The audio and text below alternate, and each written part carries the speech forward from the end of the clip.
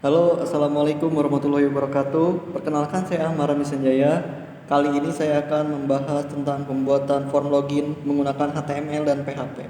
Oke, langsung saja kita ke VS Code-nya. Di sini saya sedikit menjelaskan sebelumnya, semua form yang telah saya buat, saya simpan dalam satu folder, yaitu folder form. Juga semua folder konfigurasi, saya simpan semua di folder konfigurasi. Baik, pertama-tama untuk membuat form login, yaitu kita membutuhkan file login atau file index PHP. Di sini saya membuat file index.php. Di sini saya juga sedikit menjelaskan ya, untuk coding HTML di sini saya menggunakan template ya yang beredar di Google. Baik, di sini saya menjelaskannya. Ini adalah coding PHP untuk memulai session. Session apa? Di sini tentunya session error message. Nanti saya akan bahas. Nah, selanjutnya ini adalah codingan HTML-nya.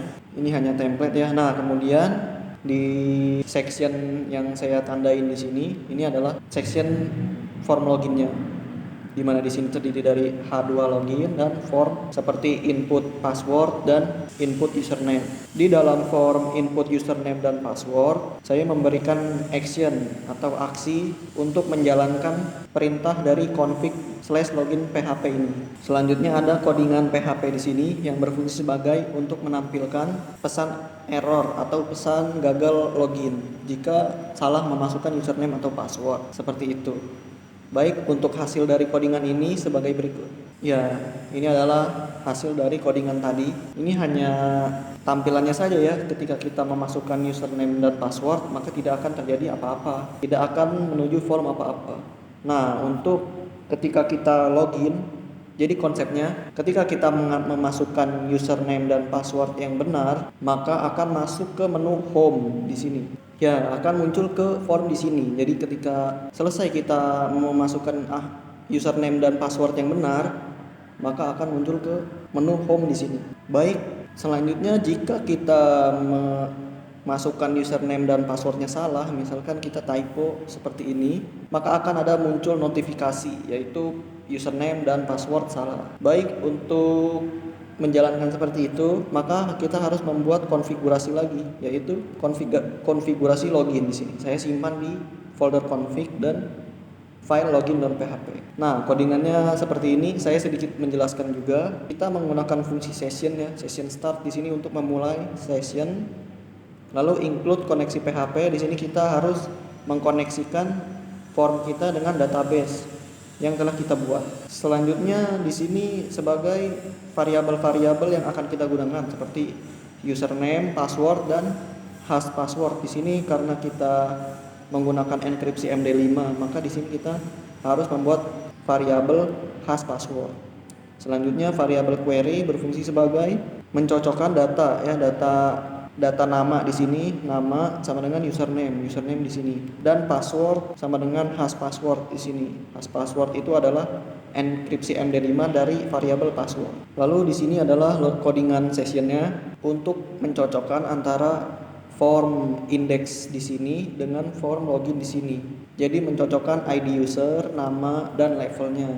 Selanjutnya jika username dan passwordnya itu sama, maka akan mendirect form menjadi ke form.php page home, atau ini adalah page for home di sini yang sudah kita jelaskan tadi, untuk mendirect ke sini seperti itu. Nah, jika password atau username-nya salah, maka akan menjalankan session error message, yaitu menampilkan pesan gagal login, username atau password salah seperti itu, dan mendirect kembali ke login page-nya. Jadi login PHP dan indeks PHP ini saling berhubungan seperti itu.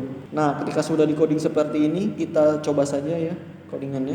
Di form login ini kita refresh. Misalkan kita taruh namanya Ahmar. Nah, jika sudah codingan ini sudah kita ketik semua, maka sebelum melakukan testing kita harus memasukkan data user terlebih dahulu.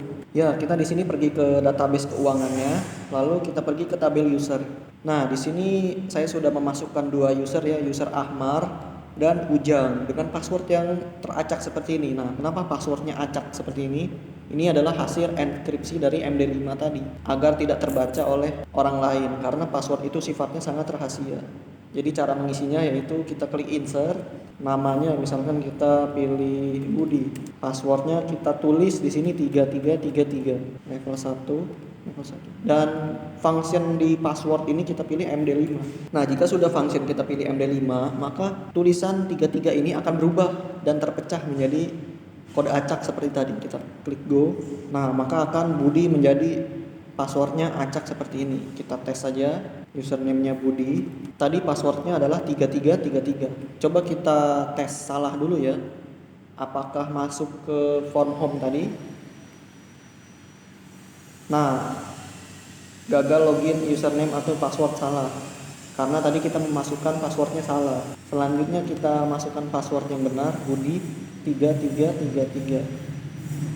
Kita submit. Nah, maka akan mendirect ke form home di sini. Seperti itu.